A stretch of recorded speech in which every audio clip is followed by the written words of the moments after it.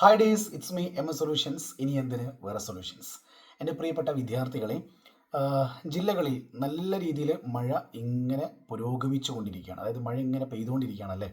അപ്പോൾ ഈ ഒരു സാഹചര്യത്തിൽ, അതായത് നാളെ റെഡ് അലേർട്ട് പ്രഖ്യാപിച്ചിരിക്കുന്ന വളരെ പ്രധാനപ്പെട്ട രണ്ട് ജില്ലകളായ കാസർഗോഡും തൃശ്ശൂരും പ്രൊഫഷണൽ കോളേജുകൾ ഉൾപ്പെടെയുള്ള എല്ലാ വിദ്യാഭ്യാസ സ്ഥാപനങ്ങൾക്കും ഈ ജില്ലകളുടെ കളക്ടർമാർ അവധി പ്രഖ്യാപിച്ചിട്ടുണ്ട്.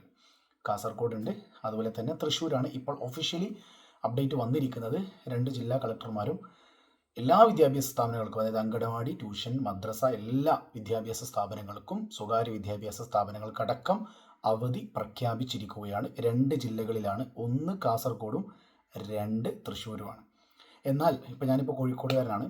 ഇവിടെയും നല്ല രീതിയിൽ മഴ ഇങ്ങനെ പെയ്തുകൊണ്ടിരിക്കുന്നുണ്ട്.